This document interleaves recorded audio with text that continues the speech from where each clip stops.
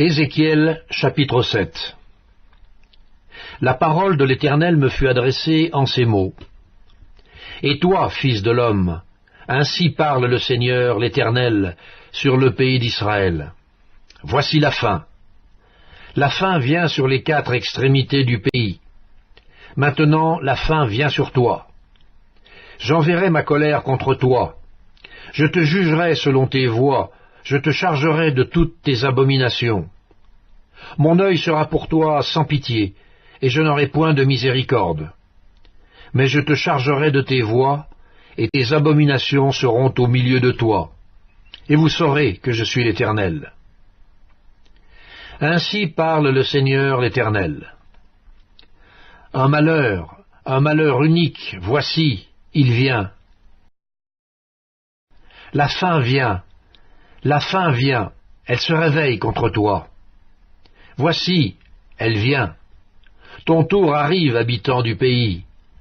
Le temps vient, le jour approche, jour de trouble, et plus de cris de joie dans les montagnes. Maintenant, je vais bientôt répandre ma fureur sur toi, assouvir sur toi ma colère. Je te jugerai selon tes voies, je te chargerai de toutes tes abominations. Mon œil sera sans pitié, et je n'aurai point de miséricorde. Je te chargerai de tes voies, et tes abominations seront au milieu de toi. Et vous saurez que je suis l'Éternel, celui qui frappe. Voici le jour, voici, il vient. Le tour arrive, la verge fleurit, l'orgueil s'épanouit. La violence s'élève pour servir de verge à la méchanceté. Plus rien d'eux, de leur foule bruyante, de leur multitude. On ne se lamente pas sur eux. Le temps vient, le jour approche.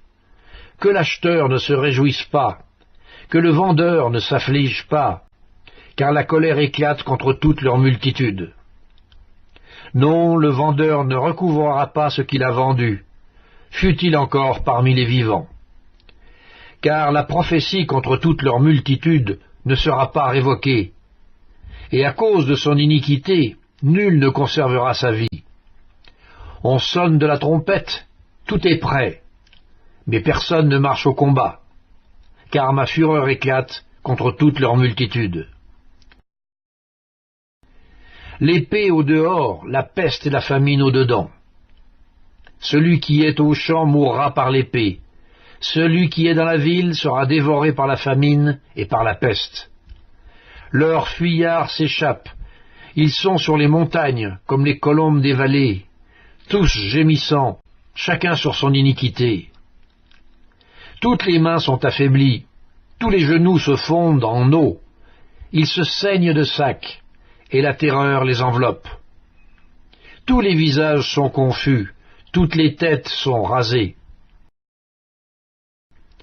Ils jetteront leur argent dans les rues, et leur or sera pour eux un objet d'horreur.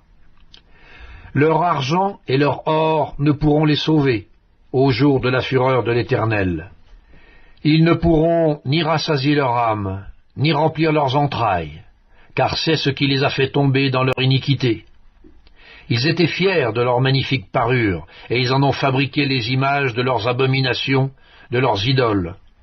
C'est pourquoi je la rendrai pour eux un objet d'horreur. Je la donnerai en pillage aux mains des étrangers, et comme butin aux impies de la terre, afin qu'ils la profanent. Je détournerai d'eux ma face, et l'on souillera mon sanctuaire. Des furieux y pénétreront, et le profaneront. Prépare les chaînes, car le pays est rempli de meurtres, la ville est pleine de violence. Je ferai venir les plus méchants des peuples pour qu'ils s'emparent de leur mission. Je mettrai fin à l'orgueil des puissants, et leurs sanctuaires seront profanés. La ruine vient. Ils cherchent le salut, et point de salut. Il arrive malheur sur malheur, un bruit succède à un bruit.